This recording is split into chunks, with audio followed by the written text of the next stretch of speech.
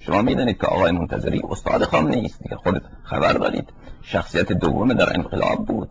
اصلا آقای خمینی که مرجع تقلید شد قبل از انقلاب همین منتظری به زحمات او مرجع تقلید شد، و الا او جایگاهی در بین فقها نداشت، مرجعیت نداشت. و چقدر زندان رفت، پسرش کشته شد. آقای منتظری و همه میدانند که بله قانون اساسی جمهوری اسلامی را مثلا او درست کرد و آقای خمینی چقدر از او تعریف میکرد، ثمره حیات من چی کار.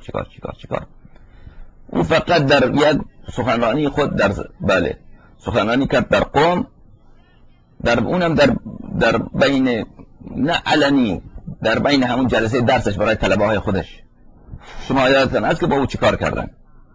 با او چیکار؟ خدا شاید من خودم یادم هست که اینا ریختن اونجا در خانه اش و اون حسینی اش بله شکستند، قرآن ها را شکستند و یک جو وحشت آمیزی اونجا ایجاد کرده بودن. خدا شاهد، به این بلندگوهای بزرگ اونجا نصب کرده بودن، تمام خیابان هر طرف، که ما از اینجا بله از خانه ایشان چی پیدا کردیم؟ اسناد جاسوسی فرانسه، اسناد جاسوسی آلمان، اسناد جاسوسی، در حالی که همین که آقای منتظری خوب استاد آقای خامنه‌ای